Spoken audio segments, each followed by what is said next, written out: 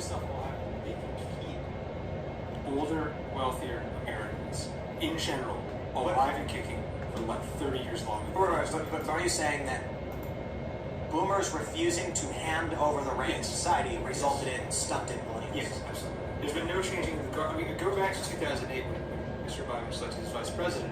One of the qualifications that was cited was that, oh, there's no way Biden will run for president in 2016. He ran for president in 2020. Yeah. I mean, so I mean, like. But he didn't run in 2016. But no, hold on.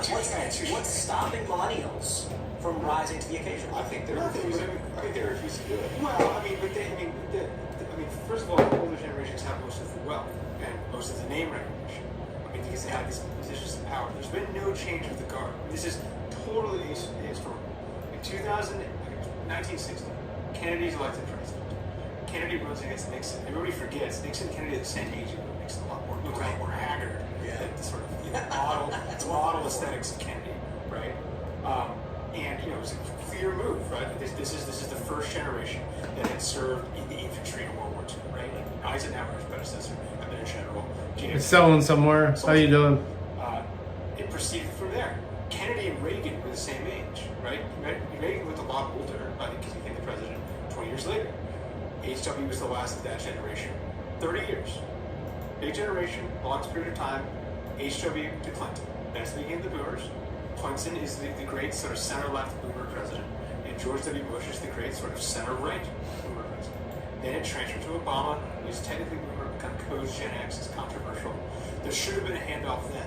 What do we do then? We actually go back 15 years. Hillary Clinton was born in 1947.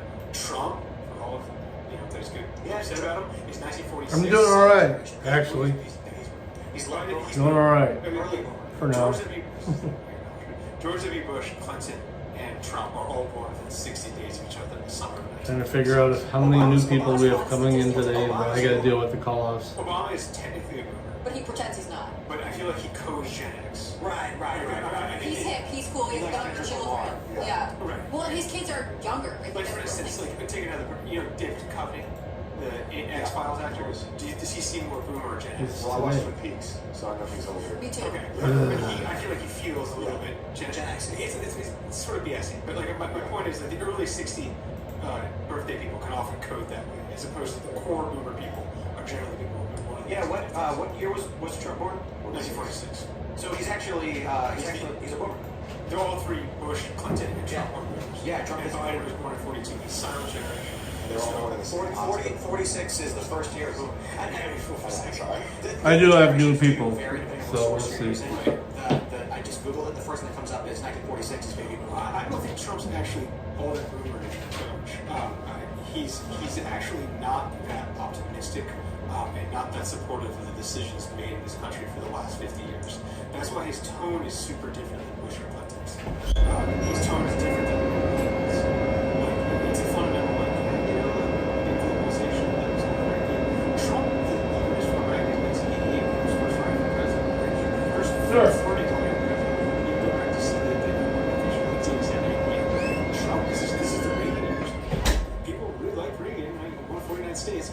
Like he's saying, like actually the Japanese are crushing us.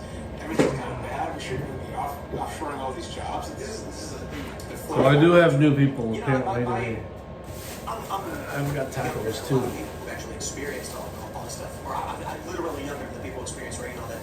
But it actually sounds to me like the only reason Reagan won is because Carter was of Carter, and the real reason was because of interest rates. What were they at, 20% or whatever? Yeah, it was very high. So the Federal Reserve could decide who they want to be president by just cranking up the interest rates and spiking the income. Yeah, I mean, I think probably, but it's usually this sort of like super judicial tango between the chair and the president. That's pretty corn. Got nailed. Conspiracies that I believe it was Don Regan, the Treasury Secretary, and Donald Trump. No napkins. Reagan hauled Paul Volcker in like sort of intimidation, and of course, eventually they got rid of Volcker and replaced him with Greenspan, who was the full registry. Can I ask you a question? I love this. All of our personal rumors and that we're definitely not letting anyone through. Yeah. Do we have? I just sounded it. The only way to beat the rumor is to go older. Do we have? Someone even older. Do we on either side of the aisle of Gen X politicians. I mean, you do have some millennial, but the reality- if all the boomers are holding all of the spots of power, do we even have anyone to replace Maria them? Right? Tacos. All the options. Cadres. Here, I mean, look at like, this. I think you're getting. Forgive me if I'm misinterpreting your question. The result of this gerontocracy. And that looks delicious. There aren't as many people that have the sort of mid-high ranking jobs and have the normal pedigrees to take people home. Right. So I think And dunking in that stuff. Even Biden's cabinet is strangely constructed. So Jake Sullivan, the national security advisor, I believe is in insertion. And Anthony Blinken, I think he's very late Gen X. Jake Sullivan's got to be Gen X. I think he might be a Gen X. He's Sullivan is Gen 76. Okay, shit. And Blinken, I think, is Gen X. Yeah, Sullivan's 47. Okay. He looks. Blinken is definitely Gen X, I'm pretty sure. You could argue they had effective chaperones in their role. So Susan Rice was the previous national security advisor. Older, also had a West Wing. No, Blinken's a boomer. Wow. 61. That's the perfect weird Gen X coding. You're gonna have to go with. Pretending. You're gonna have to go with my friend. He was He's a boomer. He's literally the boomer is 46 to 61. But my argument essentially was that don't get me started on this, but like the early 60s birthdays have these sort of strange. Same thing with 70. Yeah, he was born in 62. 64 is the Same age. It's like you get the millennial zoomer Right. right You now. guys say that. What is 1997? Setting the millennial, but it could pass the zoomer. Or 1986. That's delicious. It could pass the zoomer, in my opinion. It all- Dunking it in the sauce. Yeah, certain people want to code older, certain people want to code younger. It's complex. Yeah, like Seamus Cochran, for instance, might as well be silent generation. I am a zoomer because I was born in 95. No, it's millennial. I know. Oh, sorry. Like, It's too seriously. well, okay, so what's Pete Buttigieg? Is he our only? He's millennial. So he's our only millennial cabinet AOC. cabinet member. AOC is not a cabinet member. You're talking about cabinet members? Who you were talking about cabinet Yeah, members? So I'm building a Buttigieg cabinet. is definitely the only. But I think there's a AOC's not in the cabinet right now. actually Very much. Oh. list. Maybe we could produce it. Eating some burrito tacos that are awesome. Of Congress showing a graph percentage of generations in Congress. The median age of Congress would be in like the low 60s. Yeah, I agree. Yeah, Which is historically would have been before. It was fascinating. What's up, bro? Come on. Hey, I tried to sign in, clock in, and it didn't accept me. So like I did the thing we did yesterday, you know, I put my initial in again and did all that stuff. So I just don't know if it was gonna like take track at the Monday hours or whatever. Oh, they will, because they're doing it on the hard paper too. Okay. All All right. right. Thank you. Yep. Aerospace and NASA. It's not all bad, but I think there's just effectively a real price to be paid for Taco not taking Tuesday. the talents of people in their physical prime, 25 to 40 or something like that. Just saying, like, you're still a child. Nothing is ever really delayed. Everything seems delayed. Like everyone's having kids later. And literally everything's delayed. And then lockdowns stopped. Maybe Stop on top of it. But lockdown is the most boomer thing. I wonder. It's boomer protection. But I wonder if it's because of the economic issues. 2008 stops for a few years, stopped everything for a few years. 2020 stops everything for a few years. Less. Yeah, the younger generation inherited just trash, which definitely accelerated the non-acceleration of their lives. Well, it's also like the bad things have happened throughout history. Yeah, What is new about this is generally they're great baby boomers, but I think this is clearly a Oh, failure. they made Star Trek: The Next Generation. Baby boomers are awesome. Billions of people that is the cool thing. So, but I think what is different about this situation is that you have an overclass that isn't going away. Like George W. Bush, the worst president of American history, and George W. Bush. John Wilson. Yeah. if the portfolio, if the standard is the country he inherited, Mr. President, here's the file of the United States of America in 2001 versus the file that he handed Barack Obama in 2009. I'm not aware of an look, a war in Europe was going to happen. And whether or not the U.S. government was going to get involved is a debate. But I don't think the country in 1920 was radically more solid than it had in 1920. Of course, the economy moved. I mean, we got creation of the Federal Reserve. Patriot. Well, no, we're Okay, I'm not talking about we don't Bush. get early in here, but yes. No, we can debate on it, but just saying, like I think it's almost above All right. an ideological statement towards the people. Let me answer this door. Even if you're a team conservative, I think you have to. Yeah. Well, I don't like Bush, and I didn't want to defend him, but I also don't like Wilson. My point is though. I mean, Says First day. you can. took it in? Yeah. I took it in this bitch. TikTok right here. But this is more private. I don't think the Iraq war was an accident. It was an elective war of choice. Yes. So, versus you can make the argument that it would have happened, whether that earlier or later, like it was moving. Versus it's not clear to me that any other president would have I gotta hurry up. to electively go into Iraq. Yeah, fair point. So, the whole point is though, even if you thought Wilson was the worst president, It's always a question, Michael. versus we still have. I've already had a couple, but it wasn't live yet. George W. Bush thinks about Ukraine, which he can't even keep. And then we have to watch him paint on Kittle. Remember, he can't even. Hey, he's No. That Freudian slip when he said, launching an unjust war in Iraq. You can't even listen to this alleged wiseman, and meanwhile he can't even keep track. Yeah, but country Democrats view it favorably. That's what's so weird to me is the Uniparty like gave him some type of redemption arc. They won't do that for Trump. He was like sitting with Ellen DeGeneres at a baseball game. I know. All the videos. Well, they always we picture were sitting in the 2030s. We're like, man, Tucker Carlson's the worst president ever. Looks like. Let's jump to this next story. This is big news following what we were just talking about with TikTok.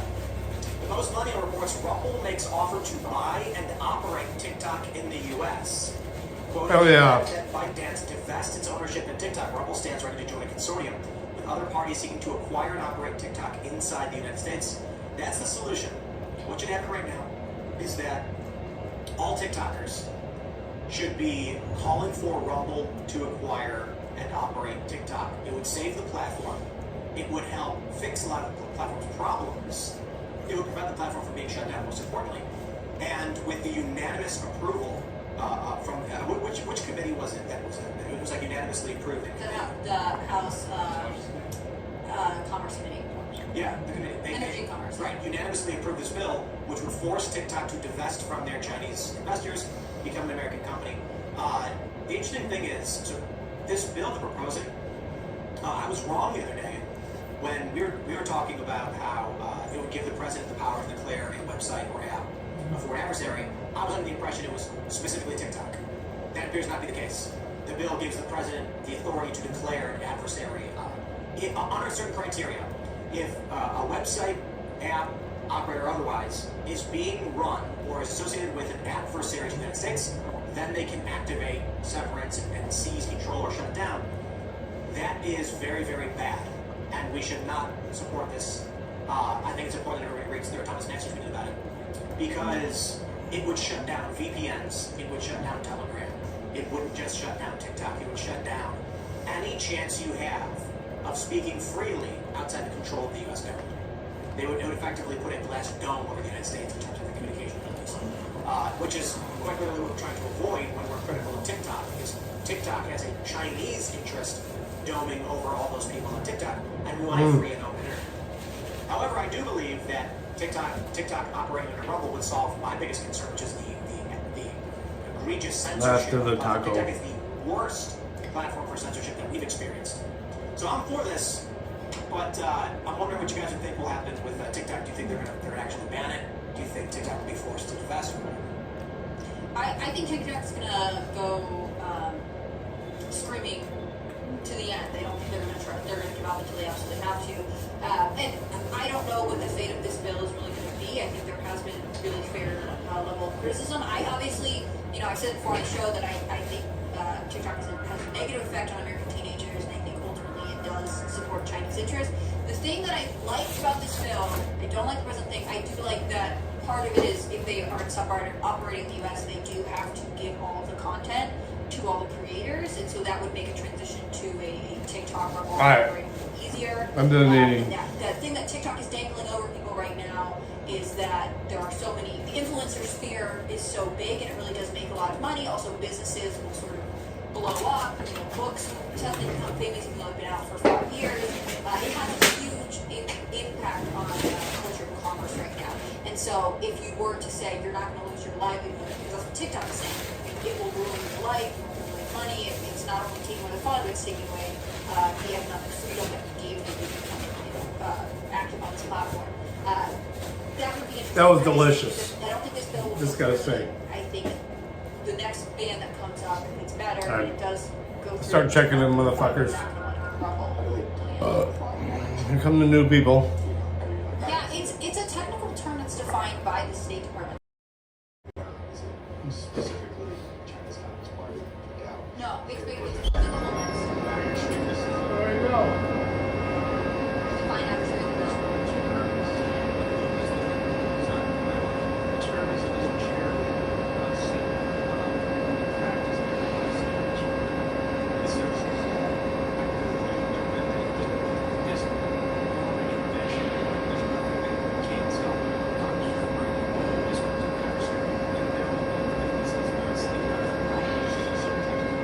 What are we gonna do? Right here. We'll start working on the call thing here. Short of calling. Short of calling China in. Okay. I think it's maybe Chopper, welcome, buddy. a little bit. How you doing, sir? It reminds me. But it's an upgrade from like 2013, which is like openly like a business partner.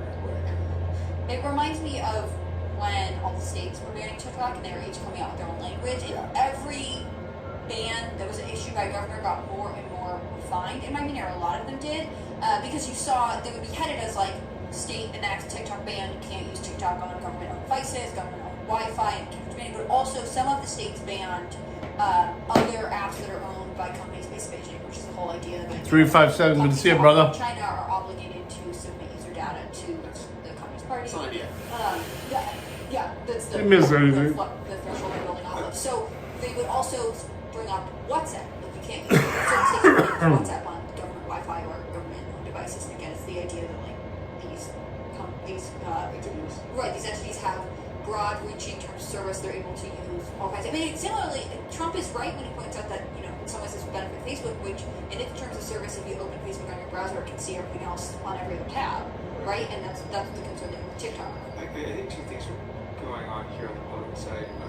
One, there is the long-standing view, and apologies if you guys use TikTok at all, that again, okay, got it. Not the right audience. Are you a TikTok fan? I will put it on the phone. We got banned arbitrarily for actually citing statistics. Okay. Not even offensive ones. It was depression among women. I see.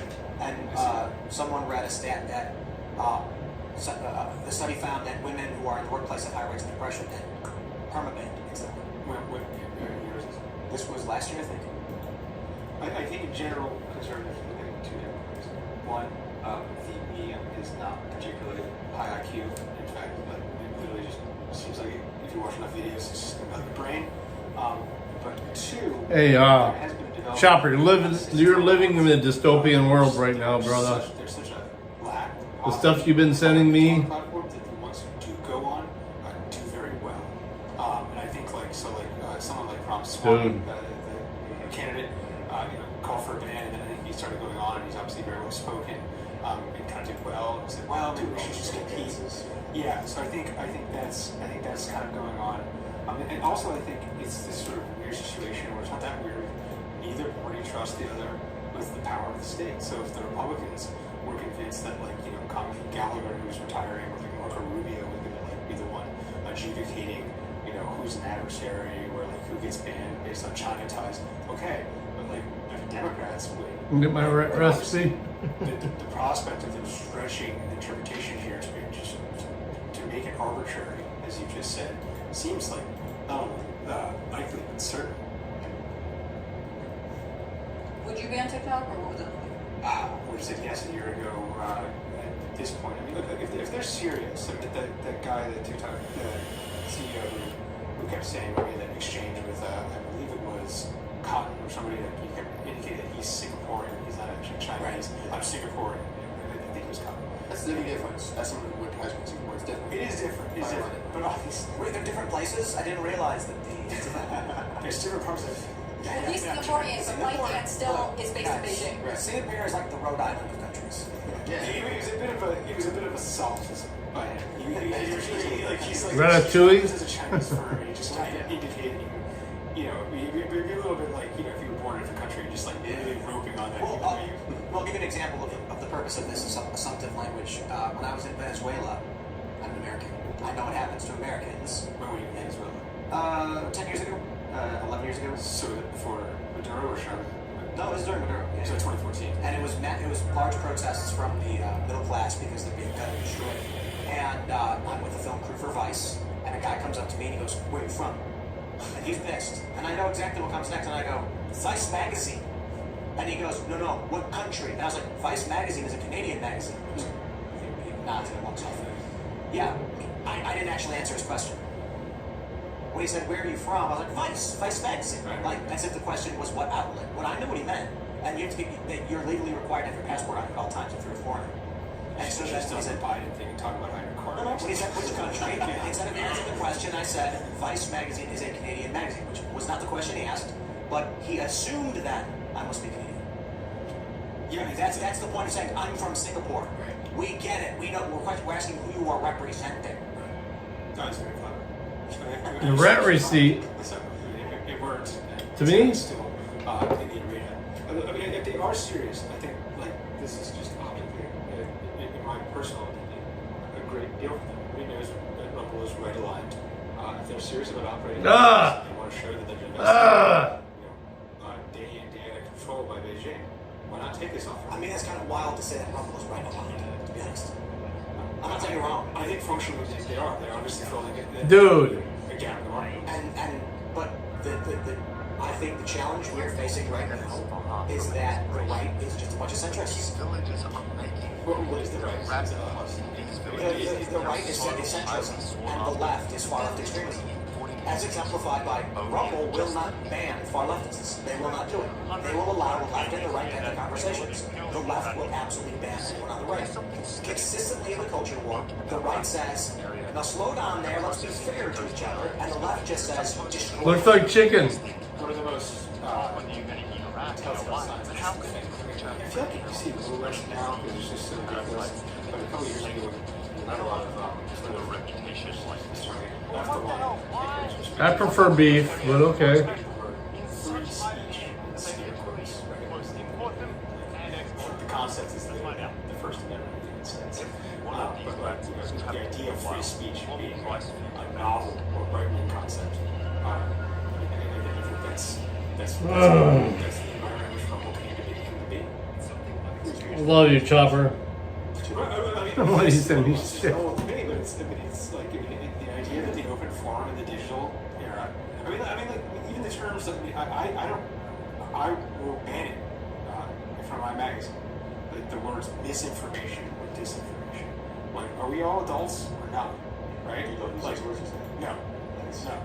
Like, I mean, it's just like, if we want to have something that's saying very for a left person write something and it's actually very well done, they can. I'm not going to say this is misinformation. The reader can make up their own mind. The writers are allowed to use it, you're saying? Or I won't allow it. Right. I won't allow it because it's been so overused. It means nothing anymore. I do believe human beings lie or make arguments that are fraudulent or seditious, but I think it is a lot better to litigate that and debate it and have an open discussion than to just say this is. Do you really struggle? It is. I have a hard time believing this. It's an un-American. Have you rejected other modern style guide concepts as an editor of a magazine? I mean, there's so many, like we're fairly strict. capital B for black. We don't use New York that. Times, We don't use that. small W for white. It's crazy. I think the Post is still. It's very confusing. The Post is the New York Post. You're saying? Because the New York Post is. I think they've lost their minds. The New York Post is lost their minds. Yeah, like their stories have become more like BuzzFeed articles. I noticed that. It doesn't mean that it's all like that. What era do you think that changed? I've only noticed it recently, but I think it's been happening slowly because I remember seeing bylines in the New York Post and then going to check out their Twitter, and their Twitter pages were just like insane leftist people, but their articles weren't so left-leaning. They were sort of like objective. but then the objectivity started to win. And now we're Good to hear that. I wouldn't see it as like Bring the beard back. BuzzFeed. Sex obsessed, weird. Oh, I see. Modern love, but spicy. A little more crimes. tabloid. Yeah. I see. It's weird. I see. I do think that the New York Post still sets some sort of agenda for a lot of television, Right. and it's still huge reach, and it's definitely more outlawed than the Journal, the Wall Street Journal. Let's jump to the story, which I've only just recently began hearing about, and I don't know what it was. From Newsweek, Candace Owens bets career on politician's wife being a man. Terrifying. Okay, here we go. Conservative commentator Candace Owens said she would bet her career that French President Emmanuel Macron's wife, Brigitte, is a man. Quote, after looking into this, I would stake my entire professional reputation on the fact that Brigitte Macron is in fact a man. Owens wrote in a Tuesday post on X, formerly Twitter, any journalist or publication that is trying to dismiss this plausibility is immediately identifiable as establishment. I have never seen anything like this in my life. The implications here are terrifying. Owens spoke in depth about the long-standing conspiracy theory during Monday's episode of her podcast, arguing that if I get a haircut every 2 weeks, though. she could simply release photos from the first 30 years. And he does not touch my beard. I do my beard. Owens said Brigitte was a dead ringer. So the stray one out here, Thus, they that's were really me. the same person. Yeah. Last year, a French court fined 2 women for promoting the conspiracy about Brigitte in a now-deleted YouTube video. In 2021, psychic Amandine Roy and self-described freelance journalist Natasha Ray claimed in a 4-hour video that the First Lady was born as a boy by the name of Jean-Michel Trogneau, which is actually the name of her brother. They also claimed that she did not give birth to their children and that her first husband never existed. Is she talking about Michelle Obama? No, because I'm not making any accusations about Michelle Obama. That's quite literally the conspiracy theory about Michelle Obama. What if all world leaders' wives are actually original transgenders and the transgender agenda was laid in And place this comes to out make this during acceptable? Women's History Month. Exactly. But actually, Well, there that are actually makes first ladies. perfect sense in the absurd world. The thing about the I am high, his too. wife is, like, it always gets me that they met when he was classmates with her daughter and she was a teacher at his high school. Yes. You want to be like, this seemed unethical and weird from the beginning. He was a teacher. His high school. Look, no one's proved it to me. I don't want to question Candace Owens' reputation or anything else, but I looked into this. What is that? I'm doing it right now. I'm doing a lot of work on my phone right now to see, Jesus, assemble a team to fight. No such thing. I thought Candace was asking for like a certain type of pick, like to pull your pants down type of pick, to prove yourself. Whether even that wouldn't do it. I don't Honestly. understand the point of these theories. There's not much. I just Google searched Brigitte Macron young, and this is what comes up. I mean, So I stand by the fact that she was his teacher is weird enough. Like, maybe there's a gender angle, but like, let's focus on what we know for sure, which is that they met when he was 15, and that just seems weird to me. It was like a 3-year investigation for her, too. So it wasn't like a short. They did it for a while. It wasn't like Who is that? I don't know the French. Nice. Like the An French journalists that investigation were investigating this. Oh, yeah, it's been around for a It wasn't long like time. a little thing they studied it for like years. Candace is probably like Trudeau. I don't know. Trudeau's probably Castro's son. Michelle is not The bar on that is so much lower. What he does look like Fidel Castro. Sitting It only has to happen once. Yeah. Okay. Versus like this implies that they have like an actor and like a bunch of people were falsified and like also like her first husband did die. That was like a real person. So I Does she can't still tell you French that on a blind clone. investigated? So if you can see Trudeau as Castro, I can't tell you about blind being a network of clones and all Alright. I got people that's. Let's go check them out. Illegitimate child. Here. Super transgender conspiracy Sure. up here. Not even in the United States as Yes, dude. Good. What's your name, sir? Shane Myers. Is it still over here? Shane Myers?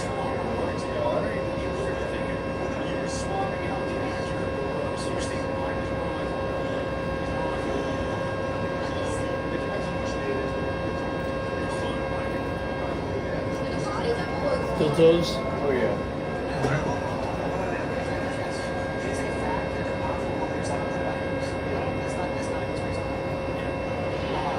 So, why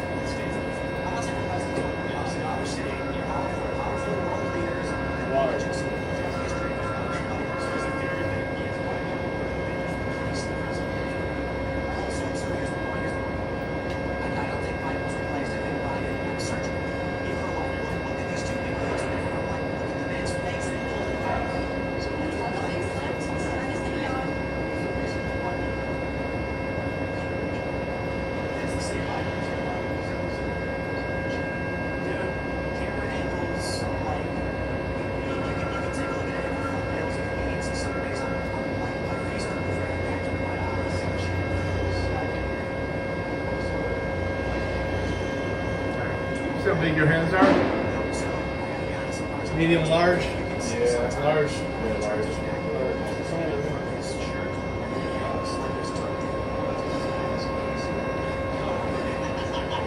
The only time I believe there was possibly a body during, I think it was in 2021, they were going to, they always put down all the time, but there was a day where he was wearing his aviators, he had a mask on, and he wasn't holding hands with Joe Biden. And there was a moment where I was like, maybe they feel like they can't send him off the president. Joe and Joe. And they typically agree with PA in public, and it made me wonder, like, maybe they feel like he's too medically practical to like, that was the only time that I was like, maybe this is when they're sending someone else. Wearing the mask and plastic can't see his face.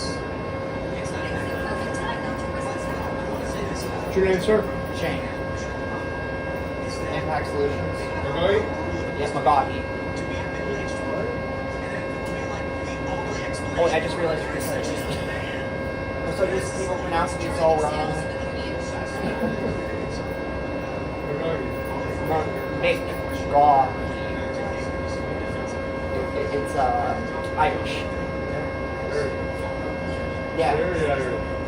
but I'm mainly Italian, which makes no sense. My dad's Irish. My mom is Italian Native American, and I mainly take after her side.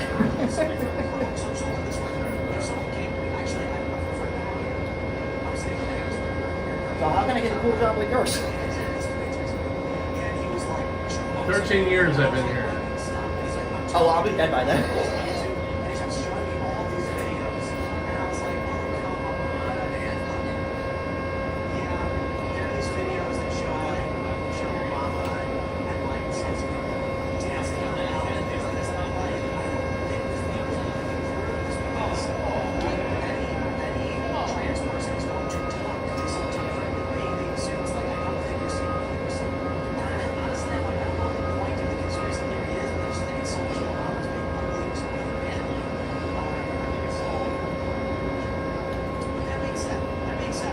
You have boots on? Yeah, steel toe. Want to test them? They will. Or they'll look at them. I just have to ask you the question. I see.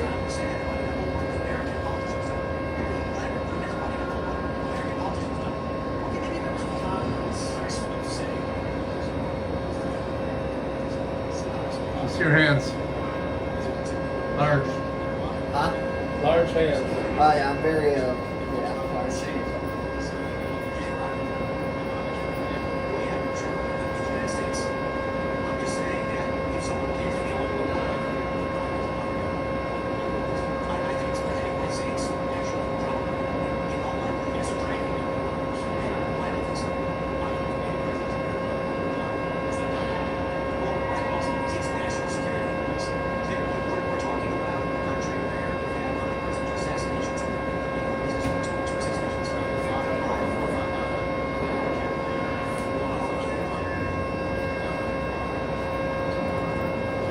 What's your name?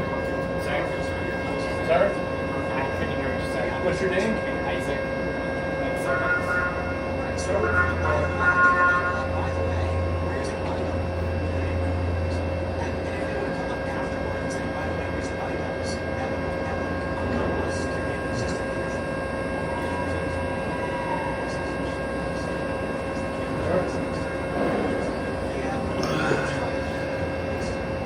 Hold up real quick.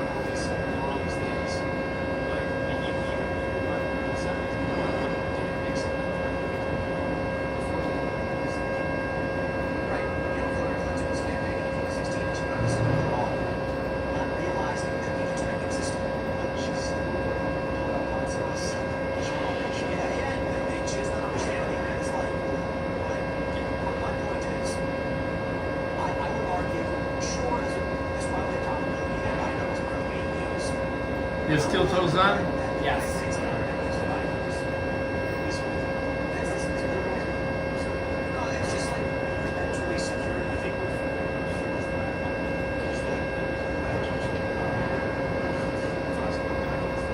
You see how big your hands are? Medium. All medium.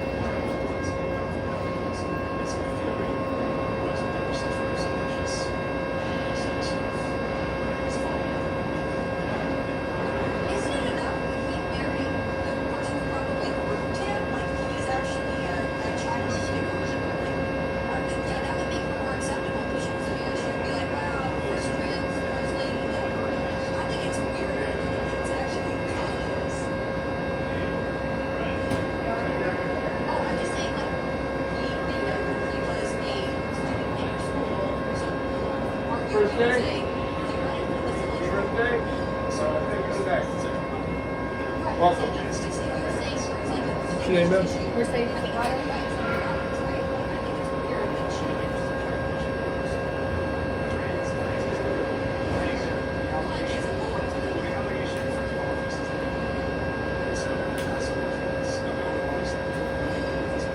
Welcome. My name's Norm. Yep. Let me get you pulled up here real quick.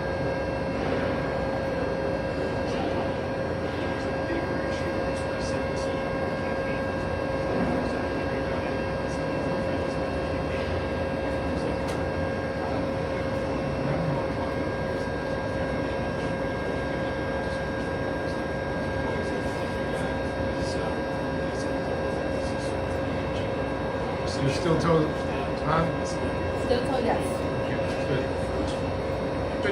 Good. I haven't had these on forever, and I'm like, oh my goodness, I forget how heavy they are sometimes. No worries. All right. Everything looks good. All right. At least how big your hands are. Try like the medium. Oh, medium. Yeah, medium. With the nails, probably medium.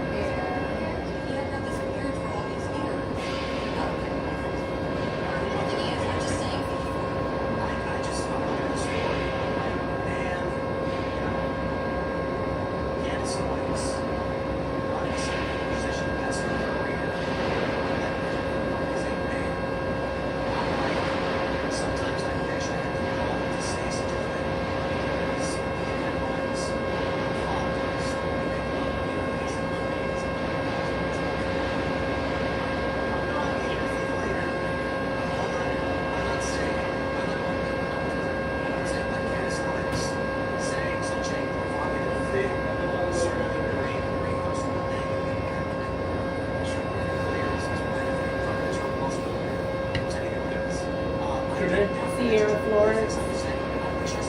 What? Sierra, Florida. I said welcome. Oh, I'm sorry. Thank you. Have you been here before? I have. Yeah, when? It was almost about a year ago. Was it through a deco? No, through IS. Really? What happened?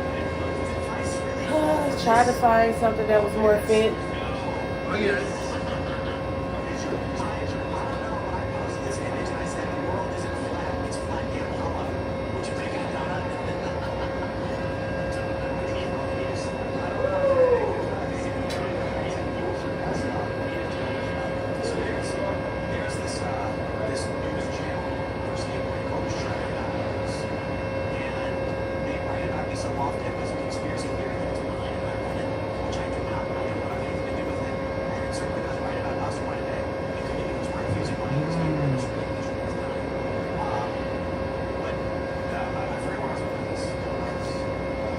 You have steel toes on? I'm sorry. You have steel toe boots on? Yep.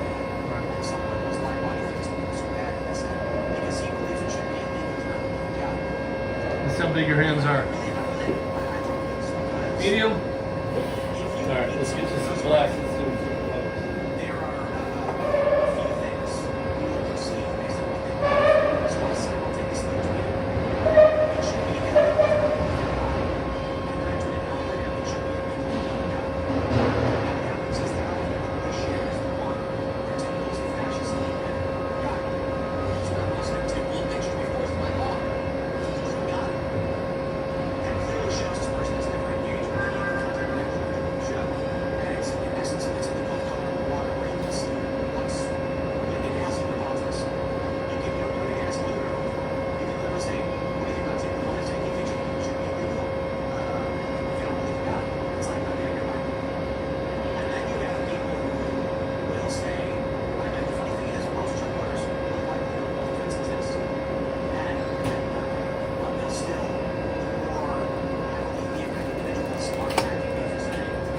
We'll let them know you're going to It should be illegal to believe in God. How dare you say Creating your own Mandela effect for your Right, it's- people believe two separate things. You know, you're putting out both realities. Here's the important thing. Ladies and gentlemen, listen to me. There's a reason why I did this. The next time someone says to you, yeah, but Tim Pool said it should be illegal to not believe in God, say, what are you talking about? He never said that. And when they say, yes, he did, he tweeted it, you can Google the tweet where I said the opposite and say, look, March at 9 a.m. he says it should be illegal to believe in God. And they'll go, huh? No, he's a what? Because these people don't investigate and research this stuff, you can shatter their minds in an instant. Now, I'm not saying to trick them. The point is actually quite simple. Their worldview will shatter in an instant when they say, but I watched insert leftist commentator who showed me the tweet of Tim Pool saying it should be illegal to not believe in God. And then you can say, here's the tweet right here on my phone, on Twitter right now. Believing in God should be illegal, it says. And they're going to go, I was lying to you.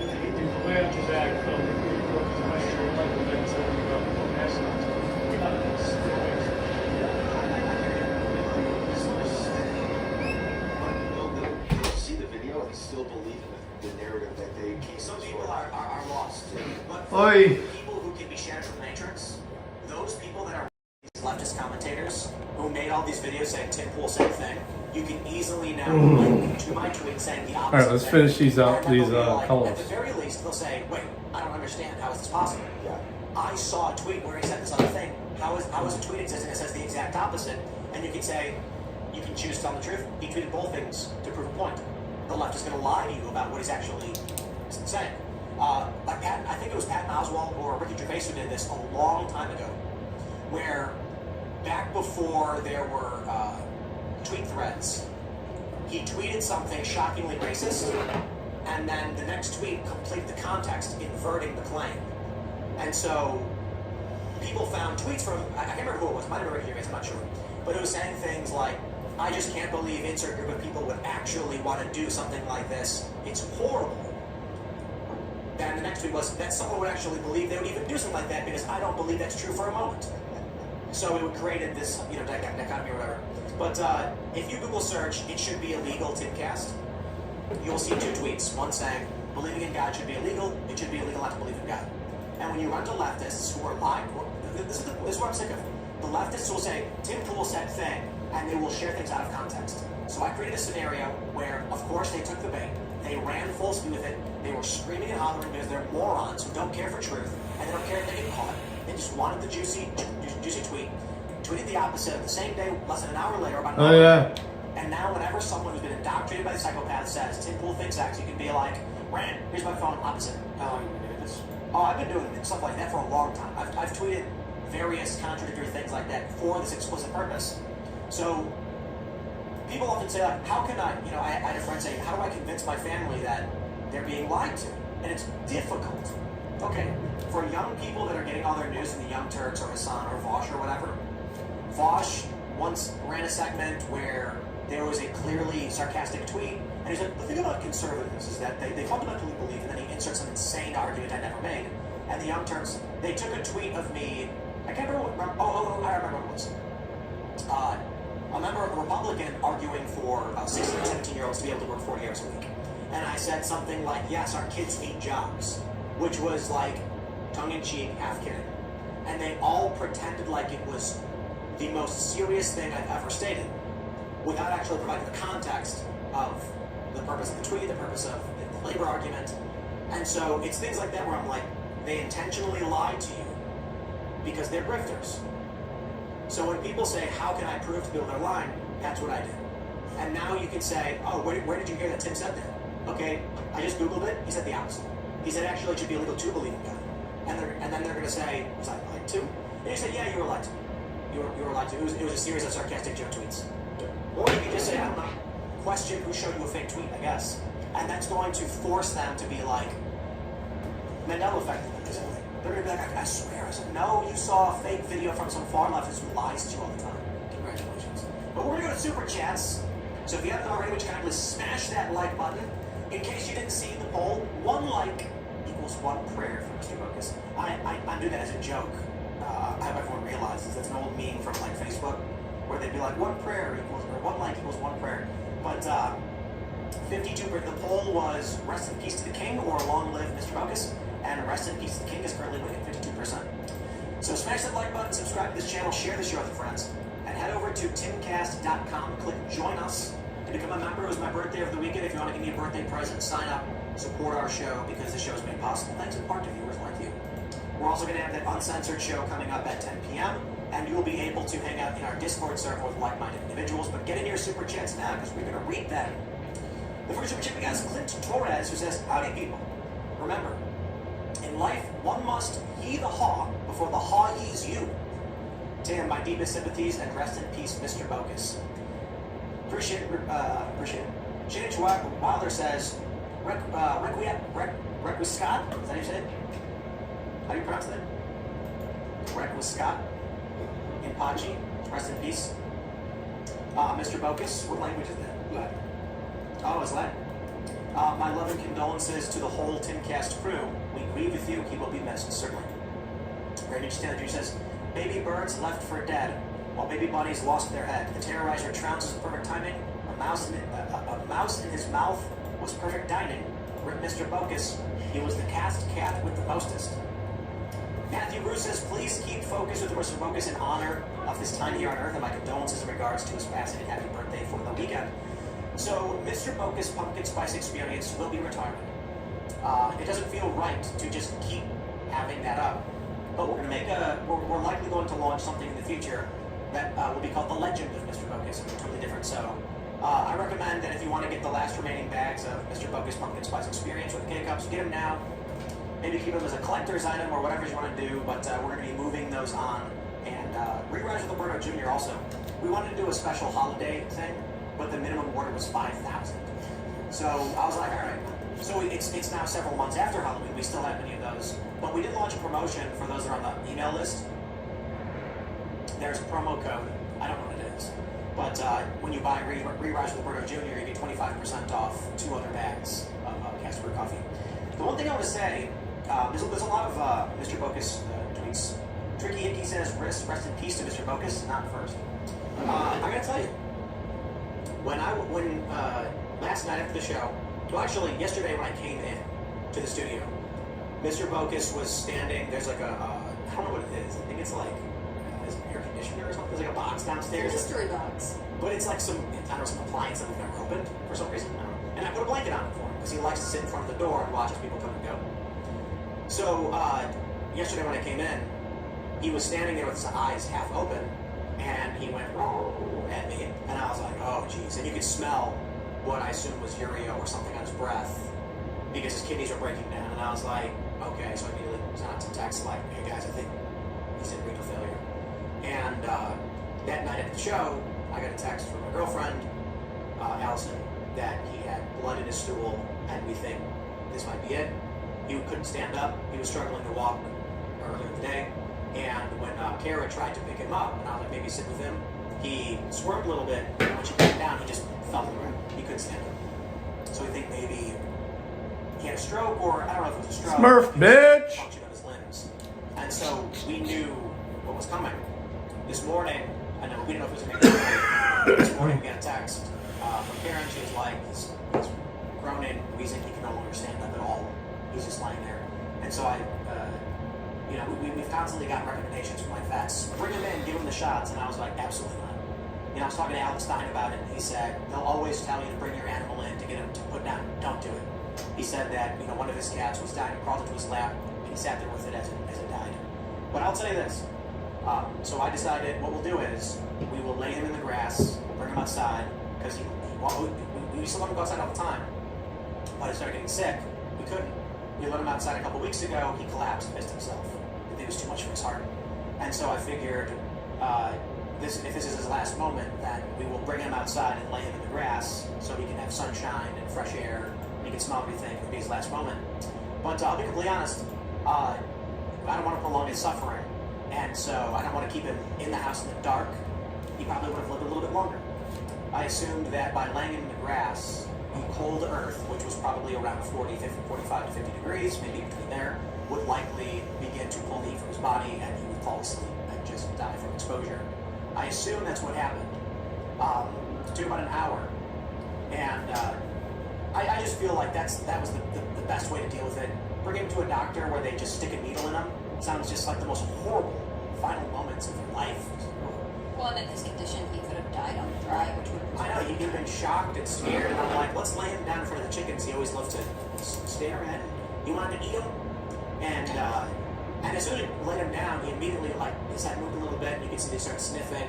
I think he was very excited to, see the chickens. And then he started to fade. The point I want to make with this story is, there was a point where something happened. He was still alive, but I believe it became apparent that his soul left his body. That's the only way I can explain it. He was sitting there, he was struggling to breathe, he was going, his heart was barely going, and then all of a sudden he straightened his body out, his eyes went wide, he kept breathing, but he was gone. And I was like, wow. I was like, that, I'm not going to pretend that cats have souls. Seamus describes it as there's different kinds of souls or whatever. But it really felt like before he actually died, whatever Mr. Bocus was left that body. And what was left bloody was just stool. the body of a cat breathing. His eyes went wide, and then he just breathed slowly, and then eventually stopped breathing, and then went, yeah. And I saw the last fleeting moments of his heart, and then all of a sudden there was stillness. It's crazy. And then within like a couple hours, his eyes were just like white, like just blank. But that's the point of that story is, it really seemed like there was a point, and I think it was like 9:36. His soul was gone. Like, and I'm thinking to myself, like, the entity of death is ferrying him on. You ever see the show Death Like Me? The point of the show, it lasted 2 seasons. The point of the show was, before people die, reworks will remove your soul from your body, and you don't experience the death. So I don't know. I don't know the secrets of the universe, but I kind of felt like he had left before his body actually shut down. Yeah, it's like a sacred moment to be there. An animal or a person who's died. Unfortunately, I've seen both. It's just unpleasant, but sacred. And it's like, when it's with the people I was on, unfortunately, hospice. She was like this very slow, humane, I guess, as humane as it could be, not like a violent death. And then animals in the farm. They just have to dig their own graves. It was a wild life. I'm sure the science will tell you, what actually happened was that his higher brain function shut down as his body went to emergency mode to protect his central organs. And what you were actually experiencing was a loss of conscious function, akin to a coma, I'm sure. But I don't know, it felt like he was just totally gone. All right, let's read some more Super Chats. Appreciate all of the condolences. Mitchell Foltz says, "Rip Mr. Bocus, another warrior joins the halls of Valhalla." And that's what I told him. I originally wanted to have a Viking funeral. We decided not to. We instead buried a hole outside of Freedomistan and we put a little cross in it. And I think it's funny, we're putting a cross together. I was like, we're all Christians, I guess, so crosses and symbols that we use when we mark a grave. Is that why they do it? Cross? Christian nation, Is that what? I'm not a Christian, but I do believe in God. But it's the moral tradition of like ceremonial burial to use a cross to mark the grave. All right. Viley Wyoli says, "Celebrating 17 years with my cat Leo. Today he went to heaven. Thank you for all the love. You'll always be my Bubba." Sorry to hear, good sir. Laser Griff says, "So sad about Mr. Bocus. He'll be waiting there for you guys at the Rainbow Bridge." To Valhalla? I mean, he's a warrior. You know what I mean? Like, if there's a place he would choose to go, it would be to hunt and to slaughter. We, of course, as everyone gathered around, we buried him. Everyone had stories about how he would mercilessly torture little birds. It's like, yes. I remember one time he caught a bluebird, named it so it couldn't fly, and it was lying on the ground, huffing and wheezing and stressing it, and he would just stare at it. And the moment it would try to get it to move, he would just start doing the cat thing where he whacks it until it stops. And so I actually had to pick him up and move him away from it, and he started yelling. interfering with his right of passage as a cat warrior. And then we used the air compression rifle to put that poor bird out of its misery. That was like, Bucko was like, so you stole all of my butter. He would do it to mice too. He would catch a mouse, carry it around, and then he would just torture it. So, and we Alright, were like, let's find something better than kitty. this. It's like all the poor animals that have been mercilessly tortured by It's the this thing. expression playing with your Where's food. Bao? Yeah. I have to imagine that like the mice watching us warm the cat are like there with the enemy. off. Yep. Not for us, they're against stuff. Jacob Hawley says, Tim, I'm in Haiti helping with relief efforts. The whole government has collapsed, and people are eating each other in the streets. We need help here. It's astounding. No Supreme Court, Prime Minister, President, or legislature who is in charge. Are you really down there? Wow, man, be careful. For real?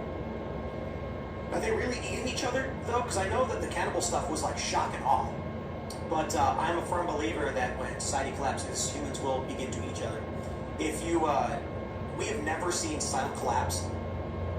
You, as chief of police, have made public statements confirming that transparency is important. Yes. Have you retained all of your communications since becoming chief of police? No. Have any of your communication records between yourself? You want to get started today? Because you know I already got my bad back. Already mad. I do. Because I'm telling you to. You don't have to talk to me like that. I'm telling you. Alicia Bowie is my name. Welcome back to the Lackluster Channel. In early 2022, Deputy John Hayden of the McCracken Hey, boss. Sheriff's What up, Office brother? was seen on body cam, turning his cruiser around and speeding through a residential neighborhood. Shortly after the footage begins, he exits his vehicle, at which point Alicia Bowie and her mother are seen parked in their driveway, applying red tape to a broken taillight on their vehicle. Deputy Hayden immediately begins threatening to cite the women after asking a couple questions. I'm coming for you, already. Okay, do you want to get started today? Because you know I already got my bad back. Already mad. I did. I have one last You got your ID? Yeah. Is that why you put us out? Yeah, sure it is. Guess that's why I turned around. Despite the deputy's aggressive behavior, the women keep calm and continue making the repair with the tape they just purchased. By the way, that didn't fix it. So, Okay, this didn't work. what you got? You have to get the red tape does not fix it. What's your name? What's your name? What's the matter? Please. Okay, I'm Yes, you have some subject. No, you're staying right here. Because I'm telling you to. You don't have to talk to me like that. I'm telling you. What's your name? I watched you get out of the driver's seat. You want to drive. What's your name? Deputy Hayden demands that Alicia identify herself, and just moments ago, he informed him that her ID was inside the house. already mad. I did. But now she states her name out loud for the deputy, which for some reason causes the man to grab, throw, and arrest the pregnant woman. I didn't make my You're going to jail. Does that make sense? If you do not, Alicia Bowie is my name.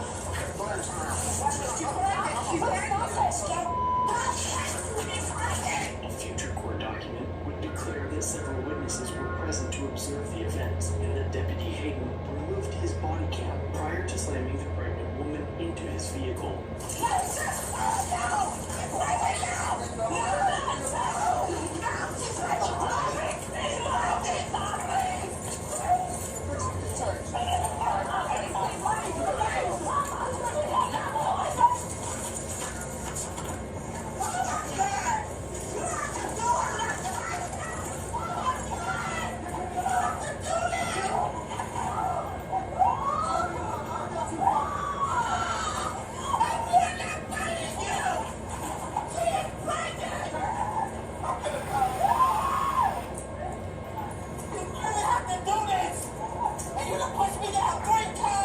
Now bleeding from her head, the deputy cuffs Bowie and kneels on her back, disregarding the woman's screams to tell him she's pregnant.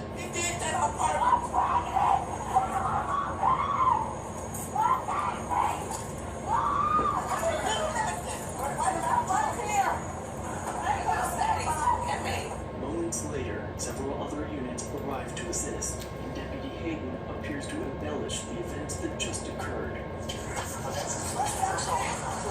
let's see me turn around. I'll pull in real quick. Let's see me turn around. As soon as I pull up, as soon as I got up, both of them got on the car. And of course, is muted when he continues to explain the incident. The citation claims that Bowie refused to identify herself, but the body cam footage clearly shows that this is false. Bowie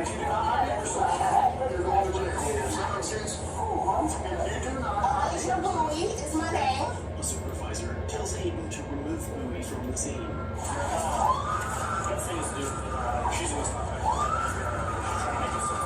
He then orders that Bowie be checked out at the hospital.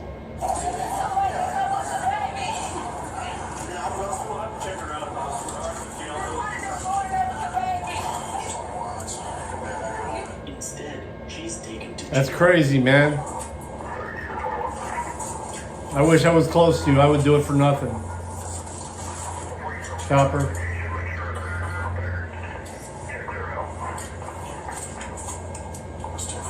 Upon arriving at the detention center, the cameras are muted again while stories are told, and a medical representative meets with the deputies. After asking a couple of questions, the nurse is alleged to have denied accepting Bowie, turning them away until she is cleared at the hospital.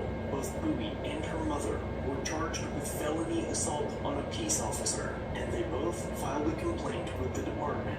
This sparked an internal investigation. Note that this is the same sheriff's office that arrested Miss Juniper for telling a deputy to watch his driving after he cut I'd do it for nothing, man. If I was close to you.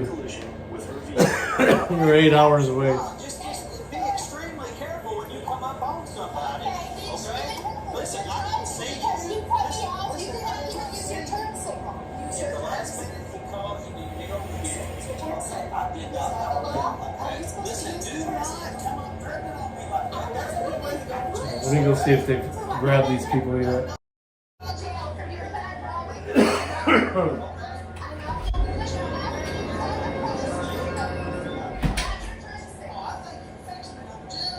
Because of the stuff. You did not come up under protest like that. They know my letter. I'm not sure. It's also the same agency that recently arrested Travis Hines for sleeping in his vehicle in a church parking lot. What's your name? Sergeant Burrow. Girl, in order for us to allow you to leave, I have to confirm you have a valid license, so you can drive your car. You can produce that information, at the court, or you can go to jail for trespassing. It is really simple. You are in possession of a motor vehicle, okay, which requires you to have a valid driver's license.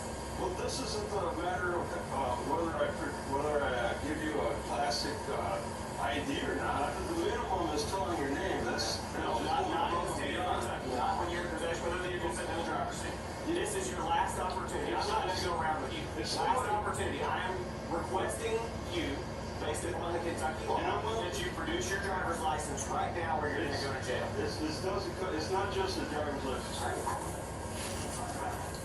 Updates to both of these stories are expected soon, but if you have yet to see those interactions, check the links below. The internal investigation into Deputy Hayden's actions were completed within a few days, after which McCracken County Sheriff Ryan Norman said, quote, "The response to resistance that Deputy Hayden was forced to use was investigated, and there was no policies or procedures that were found to be violated." This statement from the sheriff is odd because both felony charges against Bowie and her mother were simply dismissed, and soon after that, the two filed a lawsuit against the sheriff, the county, and two deputies from that evening. And finally, in November of 2022, they settled the case for $100,000, which is quite a bit of money for no wrongdoing. Keep watching out for updates on the Juniper and Travis Hines stories in the near future, and be sure to let me know how you feel about this interaction in the comment section. As always, if you like these reports, be sure to check out another one, linked on screen.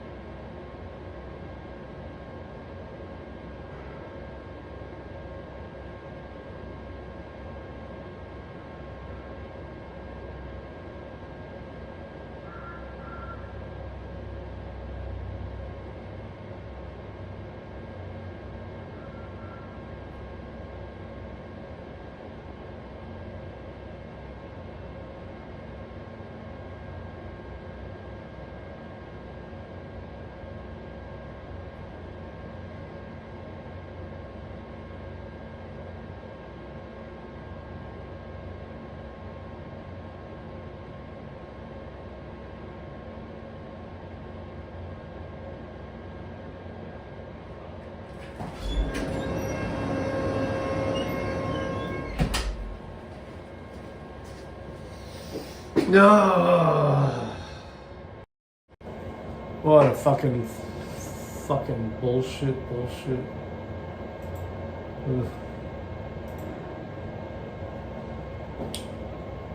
Welcome everyone.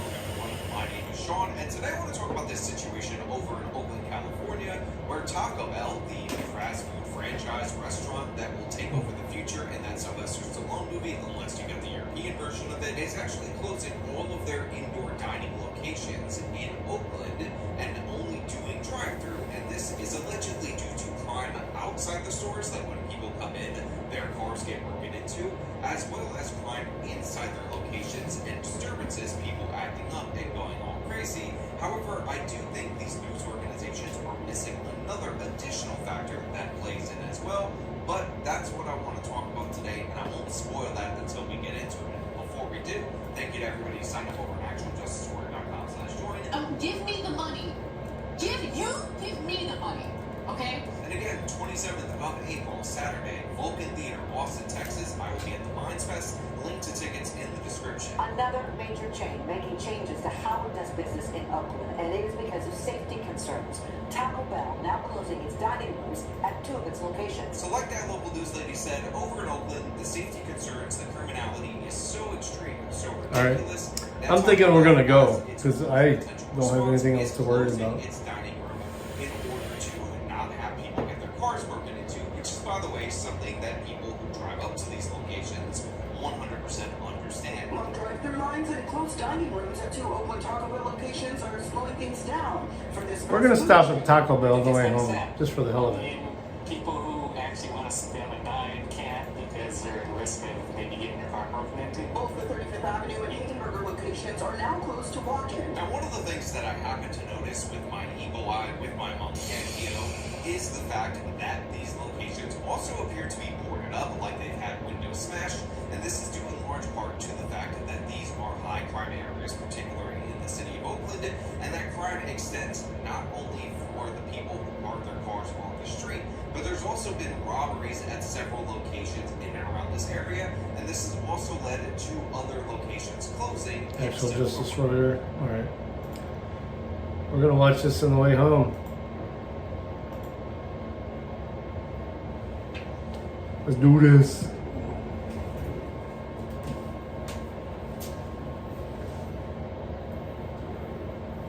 Taco Bell, yeah, it is. I just had some awesome, authentic tacos. Some nice burrito tacos from authentic Mexican restaurant. They were delicious. But that Mountain Dew freeze is shit.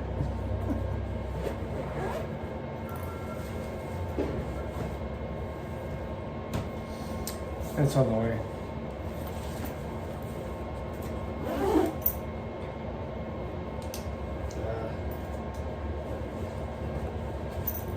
Or whatever. I'm not playing poker tonight, so just so you know, I have not caught up on my spring forward time rotation. I'm exhausted all day at work, so when I get home I'll be done, but you guys get to ride with me if you want to.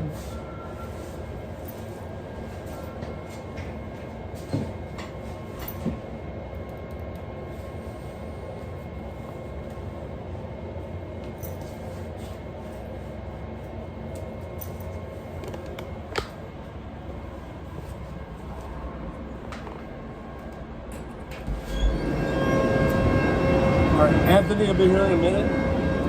You guys give me a paint line out, I think. Start. Alright. 10:10 is your start time. Be good. Hey, I'm normally here for from 8:30 to 10:30 every night. If you guys need anything, just come see me, okay? So, he's gonna come grab you in a minute. Alright? Thank you. Have a good night.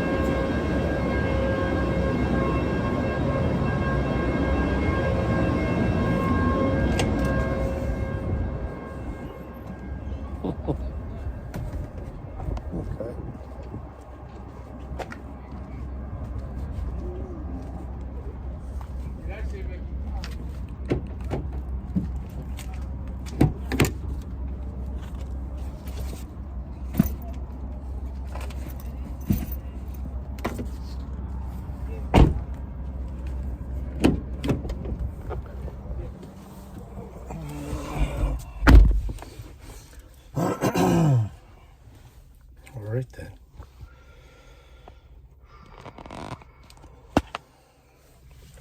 We're getting the flock out.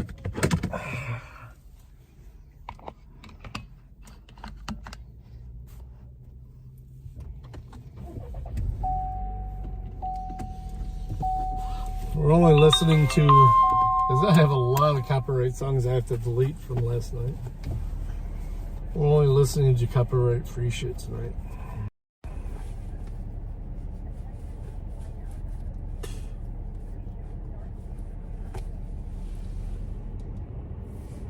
Where'd that come from?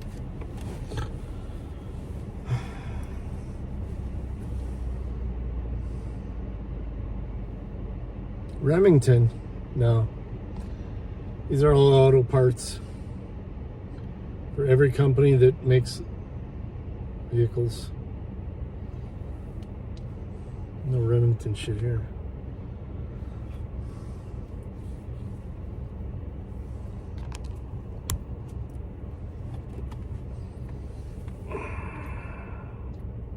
Game up. Last night was a good game. Steady won. Know what I'm saying? Know what I'm saying?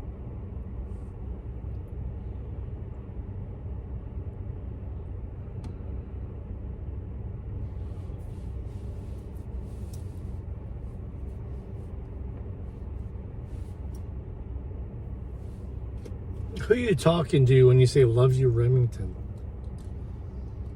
Just curious.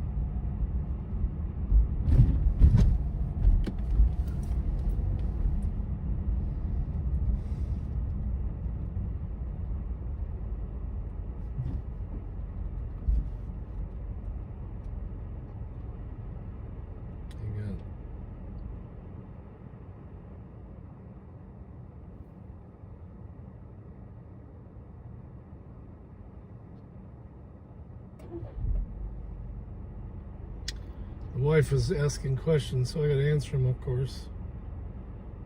If you never had a wife, you wouldn't understand.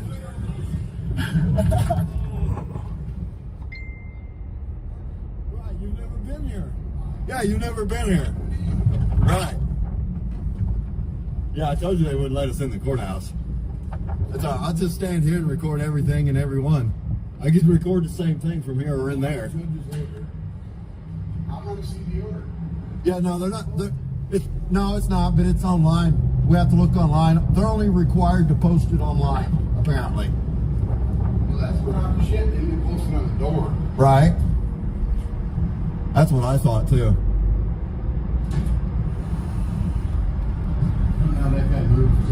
Hey, girl with the camera. Oh, okay. Apparently, this is a game up. Yes, I killed both of your names last night. What you gotta say?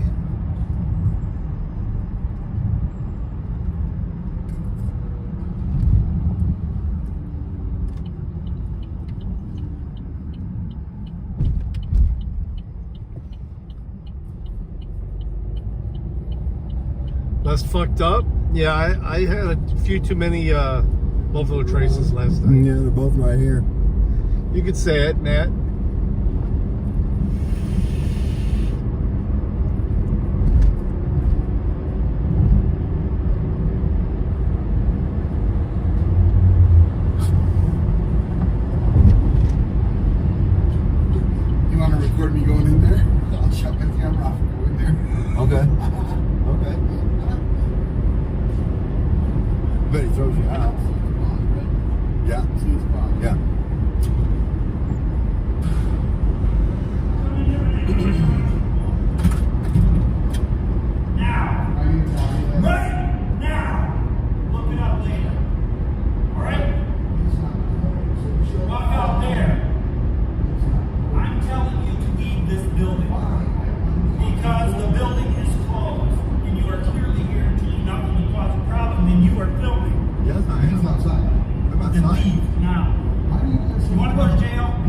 Slow it down. Are you MCOL certified? You need to pull that fucking tree. Hey deputy Dunlittle. Hey deputy Dunlittle. You MCOL certified? Are you MCOL certified, you piece of shit? Are you MCOL certified? Are you MCOL certified? Are you a cop? Are you a cop? Are you MCOL certified? Yes or no? I can't hear you. Are you MCOL certified? Yes or no?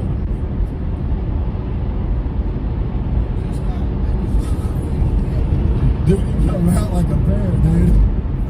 Shit, man, that's crazy.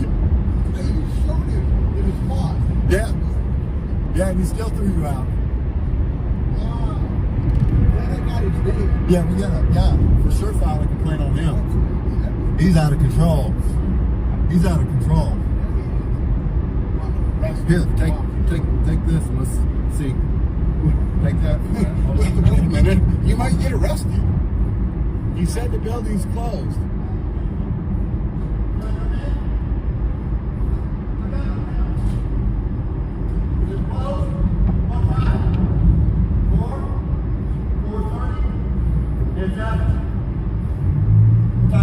I have no idea. I got my hands full. Yes, sir. Okay, thank you. That's 4:30. Cool. I want a copy of that judge's order. Hey, you ever hear? Spit it out, it ain't yours. Spit it out, it ain't yours.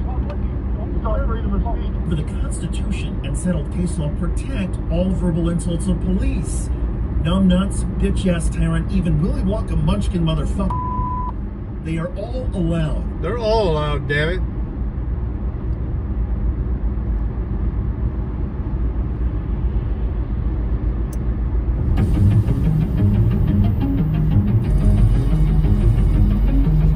You guys ever heard of Matt McCusker? That's Shane Gillis's buddy. He's fucking hilarious.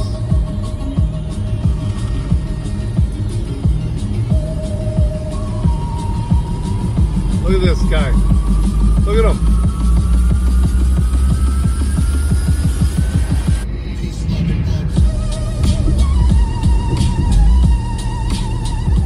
My baby's daddy, y'all. Matt McCusker.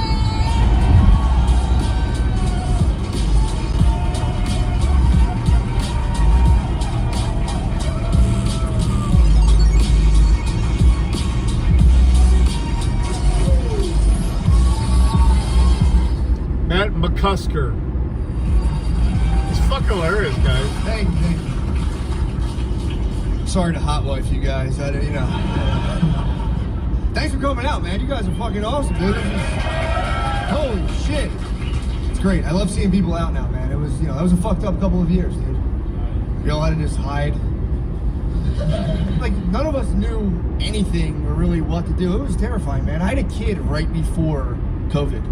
Like, I never led anyone through anything. No one looked to me for advice, ever. And all of a sudden, I had a family at the beginning of just like a global crisis. And I don't know how I handled it. I still, time will tell, but like, my wife freaked out, dude. I remember the day she found out, she came up to me, like, she was like looking for guidance. She's out of breath, she was watching the news. She's like, oh, they're saying some Chinese guy ate a Pokemon, and we're gonna die. She said we can't go outside, what are we gonna do? I did no research, dude. I looked at my wife and I was like, look, it's all bullshit, all right? I'm not saying I'm right for that. I'm just saying that's what story, because that was like day 3. It started ramping up. We were watching the news and they'd be like, 37,000 people died today. And I'd be like, that's just statistics. That's... Talking to her friend would be like, my aunt just died of COVID. We're like, so sorry to hear that.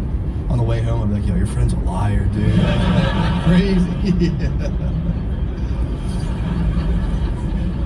But yeah, that was a weird time to have a kid, like my first kid, dude. Just like have to deal with all that. And then I had to, like, be a new father which, you know, it's difficult, man. Everyone like kind of like laughs like, oh, you better take a nap, you're gonna be sleepy. It's like, it's not fucking funny, dude. Like I have brain damage from the lack of sleep. I like see shit out of the corner of my eyes now. So you're very sleepy, and also no one talks about this part. You're also, as a new dad, you're like weirdly horny all the time. You are, because it's, you know, don't be shy, sir.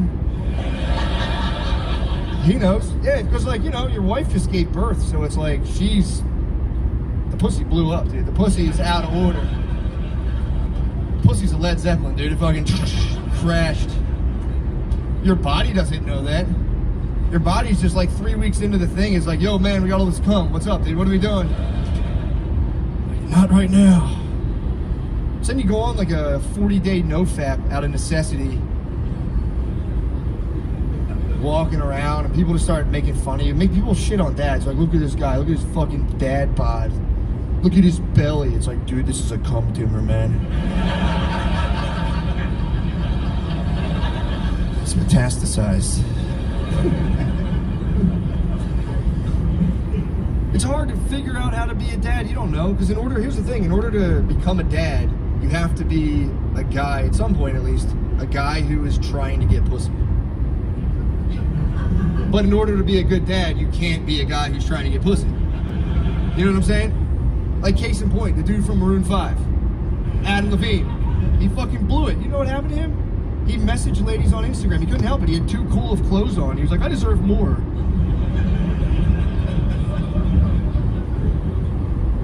He couldn't do it. He was a millionaire with a beautiful wife and family. And even him, he's in a finished basement on Instagram being like, I gotta see this lady's butthole. I don't fucking care. He fucking threw it away.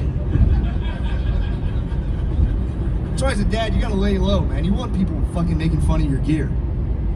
This guy, look at him, he's dressed like a dad. It's like, dude, I'm 37 with 2 kids. Should I wear like a V-neck with like ripped jeans and cheat on my wife, dude? What do you want me to do?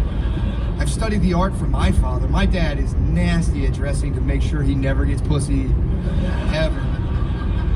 He's the sensei, dude. He's unbelievable. He comes up with these clothes. He's like, dude, this is a button-down fishing shirt. They have vents in the back for sweat. It comes right out. It's like, oh. My dad just steps into a pair of Skechers and becomes invisible to women, dude. It's fucking awesome. Making kids is crazy, man. It's like, here's the thing. Like, you don't realize how out of control you are of your life until you have, like, kids. Like, kids plural. The first kid, you still don't really know. Like, anyone can have one kid. It's like getting a DUI. Your second kid, that's when you're like, oh, I'm not in control of this at all. Because after the first kid, it was such like I was so thunderstruck by the whole experience. I started like telling my wife, I'm like, look, we're gonna plan the next one. We're gonna wait a little bit, save some money. And my wife was like, come inside me. I was like, yes, ma'am. God damn it, what the hell was that? Did you ever like eat a muffin before and like afterwards, like, wait, I didn't even know I ate that thing. That's what it was like. What part of me just ate that? Total autopilot, dude. It was... To be fair to me, it is the best feeling in the world. Coming inside of your wife, specifically. Just be respectful here. Your wife. Not your girlfriend. That's the worst feeling in the world, dude. You get that in the principal's office stomach, you're like, oh, fuck, man. Fuck. We're gonna tell my mom.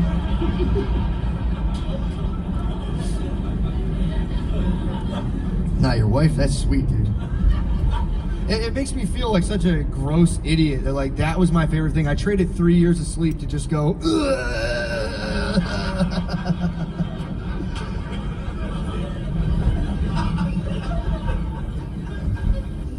that feeling is the best, man. That fucking just, that lightning bolt. I figured out that's what that feeling is, that like, that's all the fun you would have had without kids leaving your body at the speed of light. It's fucking, There's a decade of free time, just $200,000. You're like, oh, fuck! And there's that like last little bit, that's, you know, that's stuff you push out of yourself. It's like a weekend trip to Atlantic City, you're like, fuck it, I don't... I didn't want to go to that. It's tough. It's tough being a dad. Makes me think of my old man. I said, damn, dude, I didn't know what the guy was dealing with. Oh, well. I thought he was just kind of... I didn't know he was a deeply sexually frustrated man. I just let him suffer, dude. I could have been, you know, there had to been something. I could have, like, at least, like, wingman for him, dude, at dinner. Just been sitting at the table and be like, dude, Mom, Dad works pretty hard, doesn't he?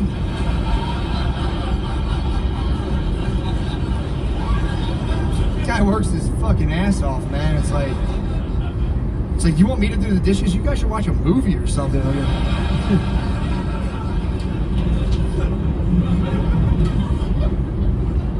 Yeah, man. A new dad's only solace is the occasional pity hand job. They're great. I mean, dude, hand jobs are our flowers, by the way. The guy gets a hand job, we're like, oh my God, thank you. Aww. Wow. Women just like phone them in, man. You guys are like union laborers all of a sudden. Like, I got 15 minutes, come on, let's go. I'm not supposed to do this.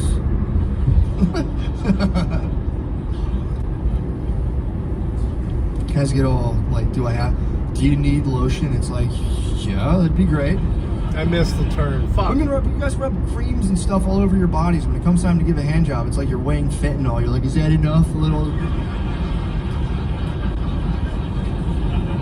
There's sparks flying off my dick. I'm like, yeah, it's fucking awesome. We'll turn back. A rule of thumb, if you can't hear it, it's not enough. It should sound like wet shoes, specifically. That's your target.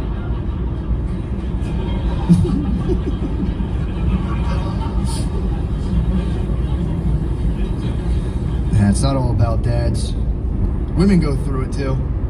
Moms go through it. It's terrifying watching a woman be pregnant. Jesus, I'm so happy I don't have to do that. That shit sucks, dude.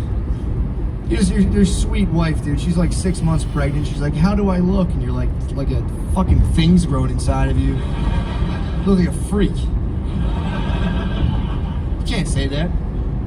That's the thing. When you're with a guy, you got to make sure he's not like a squeamish guy. If your guy's squeamish, he's not going to make it through the pregnancy. Kick him out, dude. My wife got so lucky because like women are already, you know, self-conscious enough. When they get pregnant, it's like everything's changing. They need to look to you to be a rock. You can't flinch at any of it. Like, dude, my wife, the poor fucking thing, would get these blogs. She's like, oh, this one's saying that when I'm pregnant, my nipples are going to get really big. And it's like, dude, I've saw all the videos, probably like that big. Like, she's lucky. I'm such a pervert. Anything she was worried about, I was like, nice, dude. Nice. It's actually hot.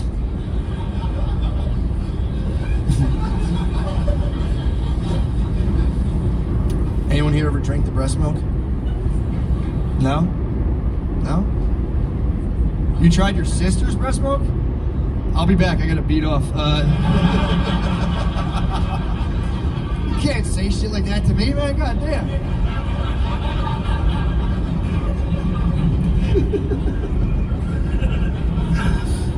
Well, yeah, good job. I apologize for that. That was fucking weird. You guys did that. I did it out of necessity. My wife, you know, she was having a tough time. When women breastfeed, their milk ducts can clog. And, you know, and she was like sitting on the bed. She's like, it hurt. She was describing it. She was like, it's like a dull, pressurized ache. And I was like, oh, I know that. I was like, I think my ducts are clogged right now.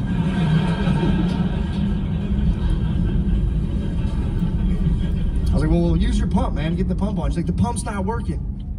And we just stood there awkwardly and looked at each other. I was like a vampire on the threshold of the door. I was... Invite me in. Just say the words. Hey, Dennis in.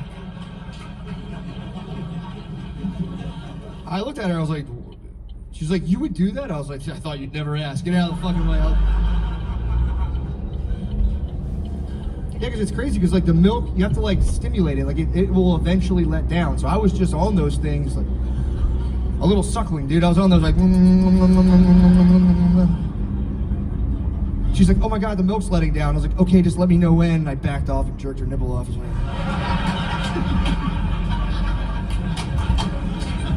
Ew, it got on me. Get me a towel.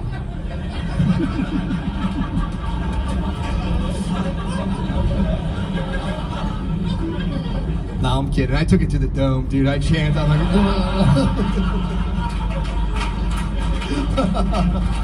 thank you.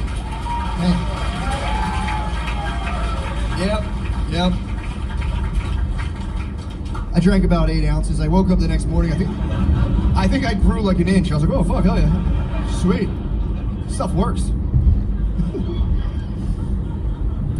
Oh man, but yeah, man. We have 2 daughters, man. I love my daughters to death. We have 2 daughters, and people get weird about daughters. Especially a lot of men will be like, oh man, when are you going for the boy? And I'm like, I'm good with my girls. They're like, I need a boy. I need someone to carry on my empire.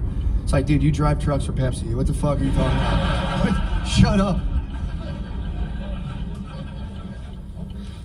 Don't tell me I need a boy. If I want a boy that bad, this day and age, I can, flip one of my daughters. I can fucking... They come with that setting now. You can be like, boy mode, go. Fucking boy.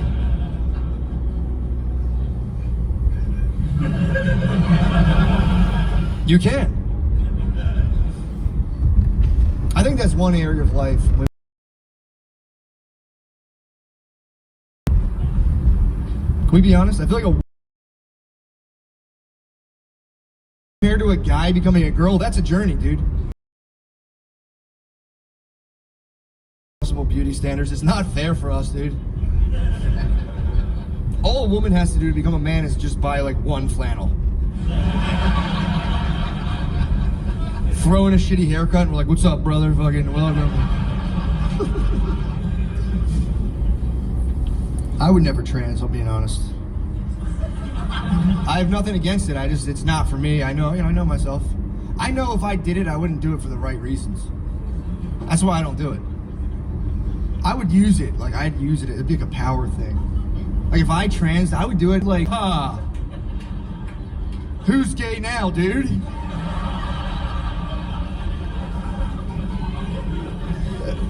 I'd be like, us, I guess we're gay. Fuck, alright, dang.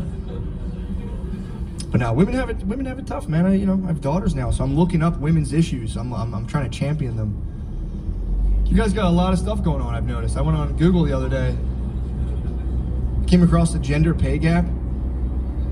I was furious. I just stopped. I was like, son of a bitch. Women have been getting paid 20% less for 100 years for the same job as men. That's ridiculous, dude. That's unacceptable. Dude, women are bad enough with their money as it is. We can't do that. It took you guys 100 years to figure out you're getting paid 20% less, you dumbasses. I'm a dad now. This is tough love. Listen up, ladies. Come on. I read an article that said it's going to take 437 years to fix the gender wage gap. I saw that. I was like, girl math. Easily. That's girl math. It's going to take like 400 years. It's like, no, it's not. You could fix it tomorrow. Literally, all you have to do if you're a girl, you're at an interview, they slide you your job offer, look at it, poker face it, and go, I'll have the boy salary, please. Slide it right back.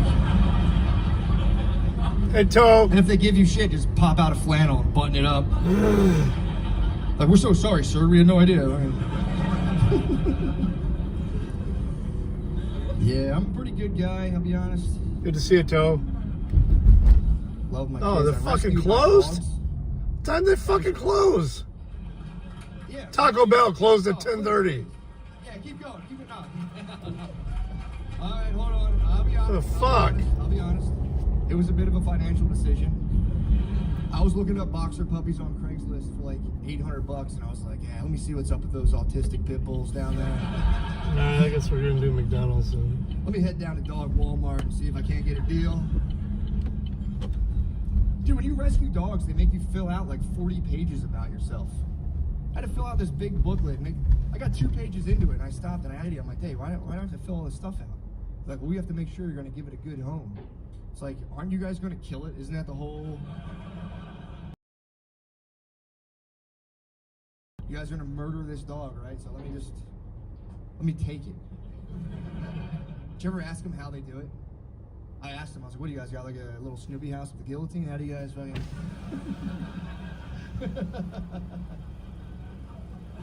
fucking blow them up? I don't know how they do it. Maybe they use fucking pack of tennis balls, C4, and it's like, go get it, buddy. Go ahead.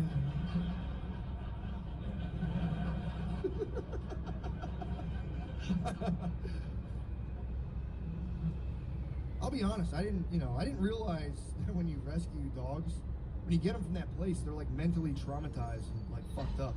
I didn't know. I brought my dogs right from the place to a dog park. My bad. That was my bad. Man, I didn't. I opened the gate. My one dog ran in there like, who the fuck's been talking shit? And just nailed another dog. It was a big deal. The owner picked her dog up like, I'm pretty sure you guys should leave now. And it's like, dude, my dog won. I don't know.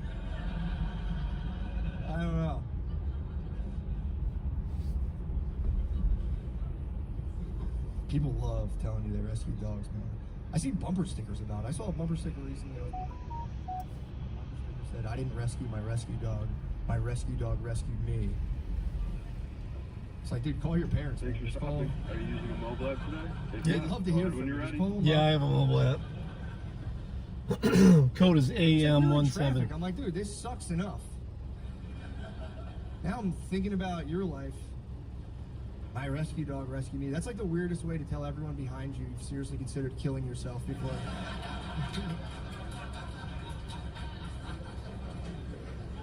Like, I rescued you from what? Myself. AM Alpha Mike 17. All right. Yeah, I'm kind of weird about dogs, man. I'm joking around about blowing them up and stuff. Like, if people don't like that, I get it. I get that. But here's the thing, I have like a little void within me about dogs. It's like an emotional block. Because like when I was younger, my dad would always put our dogs down, but like just a little too early. Like, they were old, he's not a monster. But like, if like someone dies and they're 99, you're like, fucking good, whatever. It'd be like if they were like 70.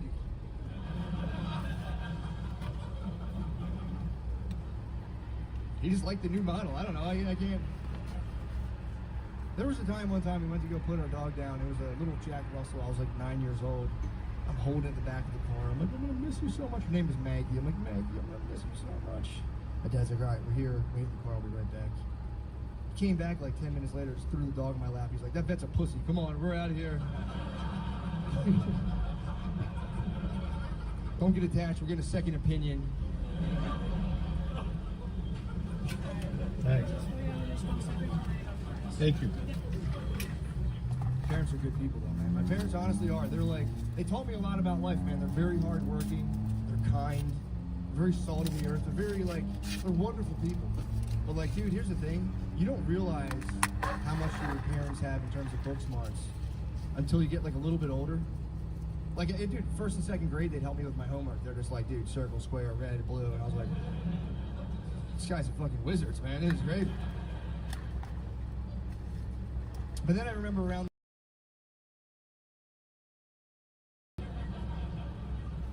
To be fair, the problem was 1/2 divided by 1/4. I was sitting there, I was like, Dad, I don't understand. He was like, fucking how hard can it be? It's 4th grade. They got you dividing fractions? It's like, aren't they already divided? It's like, that's what I'm saying. And he had a good idea. He goes, go to the back of the book. They keep the answers back there. Like, all right, here we go. We flip to the back of the book. It's 1/2 divided by 1/4. The answer is 2. We just looked at each other like, right on. For sure. I just like went outside and played. I was like, what the fuck is that? It's one thing to have your parent confused by the question, but to also be mystified by the answer is tough. It's tough, dude. Though to be fair to him, dude, I still don't understand. If you have 1/2 of a pizza and you divide it by 1/4 of a pizza. You get 2 brand new, fresh, hot, delicious pizzas delivered to your door in under 30 minutes or less? No.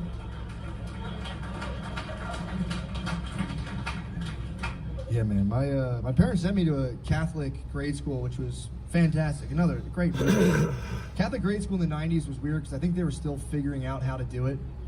Like, all my teachers, they were all women. They didn't hire any dudes. It was all women teachers who cried 5 times a day. These ladies would just start crying. They're like, oh, Joyce. They start crying. I'm like a little kid being like, look, Linda, everyone's 30s are tough. We're going to figure this out. Personally, I think you should be fired if you cry as a teacher more than 3 times. 3 strikes. I have no patience for that, man. Like, dude, I couldn't see a group of kids getting to me like that. Thank you. I would destroy them. Be like, I'm a loser? Okay. Yeah. Shit. Oh, well, yeah, that's why I made $27,000 last year, dude.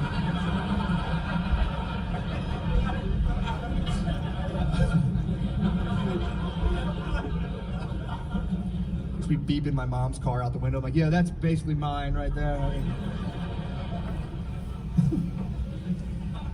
Yeah, I went from there to an all-boys Catholic high school, and Jesus Christ, that was worse. I went from crying ladies to senile priests. When priests lose their minds, it's like they go pure Da Vinci Code, dude. It's so scary. These guys are fully losing their minds. We'd be sitting in class, and we had this one guy's name was Father Muckla. Just fire him based on the name. It's like, no.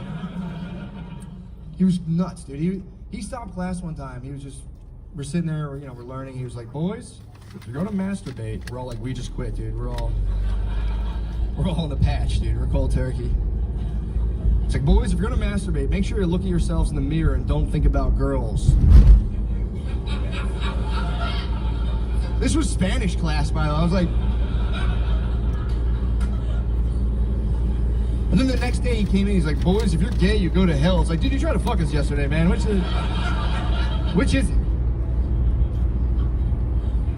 That used to scare me when I was little, when the priest would be like, if you're gay, you go to hell. I was always like, I was a little kid, man. I didn't know. I had 2 older brothers. All they did was call me gay. I, for a while, thought I was going to hell for being bad at video games.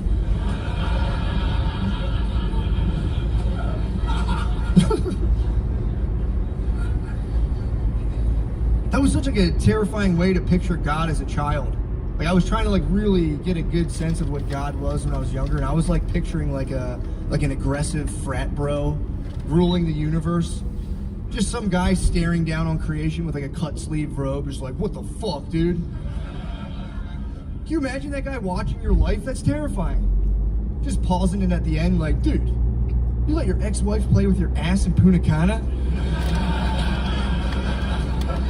That's kind of gay, bro.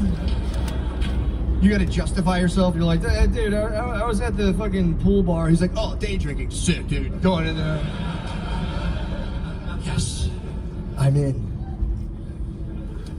Yeah, people don't really care, I feel like, about the, traditional gay stuff, gay marriage, all this stuff. That was a big deal a while ago. Nobody really cares anymore. I think that's a good thing. Weirdly, though, there's still 5 bakers down south fighting the fight. Those cake shop owners who won't make cakes for gay weddings? They're like Rambos in the woods, dude. They don't know the war's over. The war's not over. That's such a weird arena for that type of thing, too. 2 gay men walk into a cake shop, and the owner's just fucking jerking off an icing bag,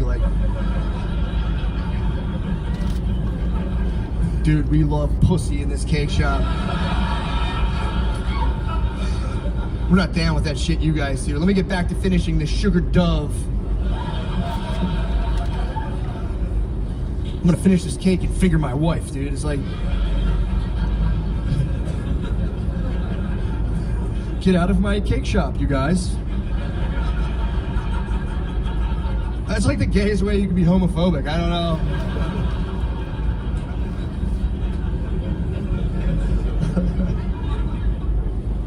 Here's the thing, though. Here's the thing. They do have the constitutional right to deny services to whoever they want. I love the Constitution. So it's shitty, because the Constitution does rule But also, it's like, make the boys some fucking cake. I feel like, here's what I think we should do to solve the problem. It's like, all right, cake shop owners, they have to make the cake.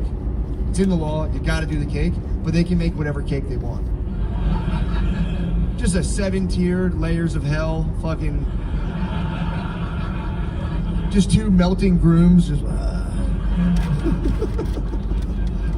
or whatever, I don't know. Speaking of gay guys, I have a food allergy. I have a gluten allergy, dude. It sucks. I know, it sucks. My uncles all give me shit. They're like, you just do this gluten stuff for attention. It's like the only attention I get is you guys calling me a pussy. I don't want that. Dude, they pick me off. I go to family parties. I walk in, have my whole family with me. Like, oh shit, Marsh, it's Matt. You can't have bread. Do we have any bowls of cum in the refrigerator?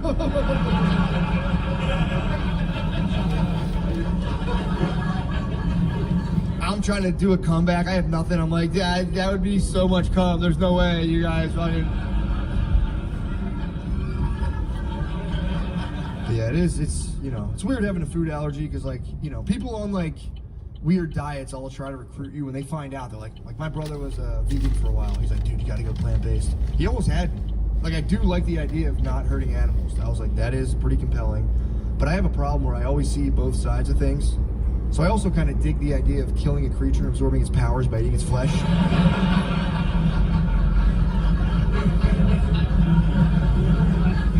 But for me, where I kind of like, you know, where I tap out, I don't like with vegans, I don't like when they eat imitation meat. When they eat like soy chicken and tofurkey, it's not for me. It's just weird, man. It's like you're doing the thing you say you don't. It's like walking around saying you're not gay and sucking on a dildo. That's how I feel. Then you gotta be like, I mean, yeah, technically you're correct, but that's a very strange choice. Like, no, man, it's a textural thing. It's just, there's something to be said for that real dick feel. You gotta try it, man. Like, all right, I'll take your word. So now I have to go to Whole Foods, you know? If you have a food allergy, you have to go to Whole Foods. They have all the stuff you need. It's annoying because it's all so expensive. The food there is just ridiculous. And it's also like a culture shock to go from like a normal Philadelphia grocery store to Whole Foods. So you go to Whole Foods, everyone's all like, ah, they're all peppy, like, oh, hey, what's up, man? Like, I'm used to like regular cashiers at like an Acme. Just ladies just fucking slumped and defeated, dude. Just a grandma with 2 big wrist guards on their arms, fucking slugging at Deer Park. Talking about it. You go to Whole Foods, they pick up every item, they're like, oh, what's this? We've never had this before. It's like, of course we haven't. You're a cashier, you can't afford this shit. Fucking, get the fuck in the bag.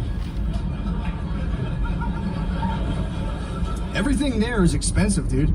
Everything at Whole Foods is super expensive, and the reason why, it's kind of a weird reason, like every product at Whole Foods is designed to make you feel like you're a good person. Like everything, you pick up a bag of sugar, it's like 2% of the proceeds of the sugar go towards some kid in a fucked up country. The kid is so sad.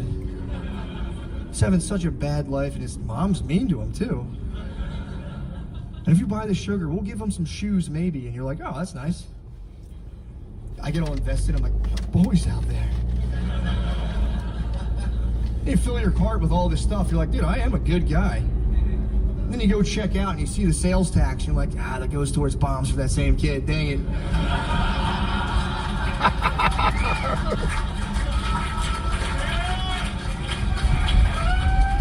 Shoot. It does. That's fucking awesome. I bright-sided. I'm like, yeah, maybe we'll get the shoes first. That'd be nice, you know? Like, pilot flies away from decimating a village. Like, you see the moccasins on that kid? Holy shit. It's nice to know there's good people in the world doing the important work.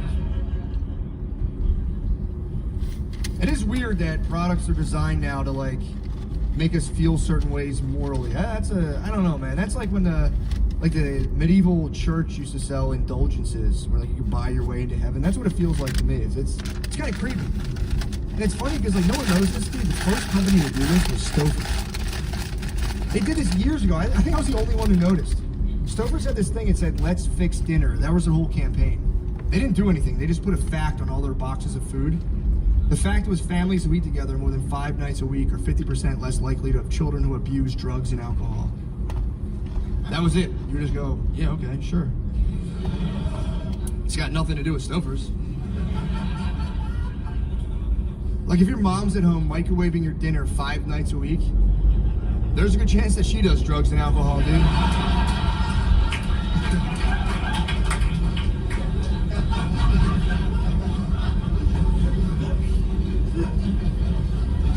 Yeah, man, it's tough. It's tough with the information, man. You don't know what's what. I get tricked all the time. I constantly get tricked with shit. A while back, I was in a vulnerable point in my life, and I saw this article about microdosing. And dude, honestly, it's cool. But like the way it was presented was misleading. It was like there was this thing. It was like Silicon Valley executives are taking a little bit of LSD and a little bit of mushrooms and crushing it in the boardroom. And I saw that, and I was all like, "Am I not high enough at work? I thought I was pretty high. What the hell?" And then I had like a temp job at the time, so I took a little mushrooms in the morning, and they called me like, "Hey, we don't need you today." So I was just in my room like, am I crushing it? I can't tell. I'll tell you what doesn't work for sure is macrodosing weed edibles and working for your father for 5 years. It's not the way. That was tough, man. My dad does construction, so we'd be in like a trench. I'm running a tamper like, Dad, you think worms are ticklish?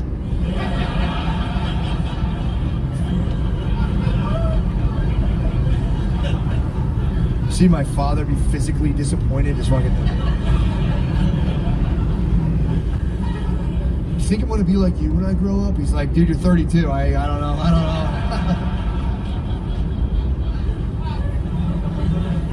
But yeah, that period of my life, that wasn't a total waste of time, honestly. I was high for my entire 20s. I was just stoned all the time. And I did learn some stuff. I learned some secrets, I think I learned some secrets, dude. I learned how to drive, by the way. I can be so stoned and drive, no problem. I'm not saying you guys do it, but like I can tell you how. If you want to know, if you guys might be high right now, you got to drive home. You got to do what you got to do.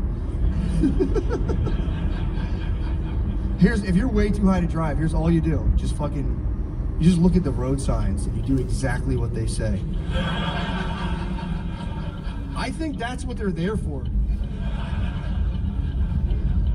You see 35 miles an hour, you're like, strapping in, there we go. No turn on red, I wouldn't dream of that.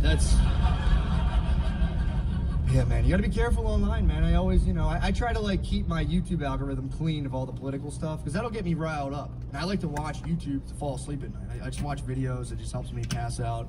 But even like sometimes like you think the safest video, people still get in. Like we do this thing where like everyone's stepping on each other's necks to be like, I'm a good person, this person fucking sucks. And like we're running out of people to do it to now, so now it's just like, dude, I watched a video on Benjamin Franklin. Totally safe, this will be cool.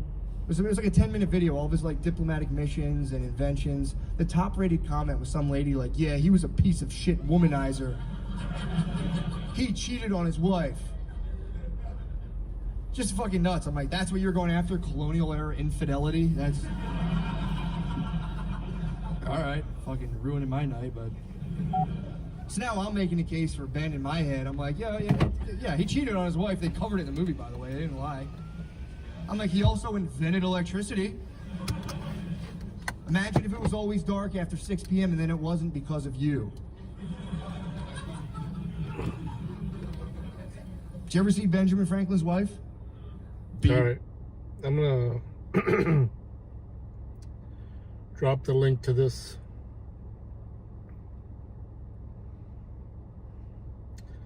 I am at 37 minutes of 56, so there's still 20 minutes left.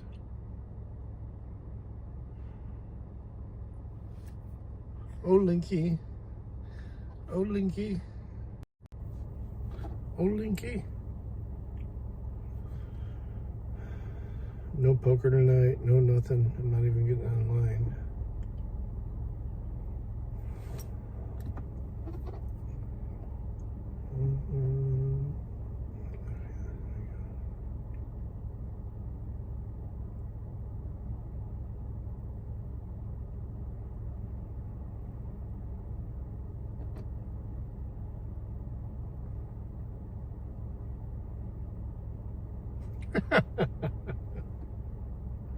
Perfect quote.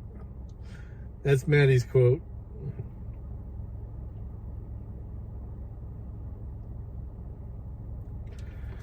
All right, guys. Love you all. Thank you for hanging out tonight. One day we'll actually get some real content other than me just doing my work shit and life shit. I appreciate y'all. Peace.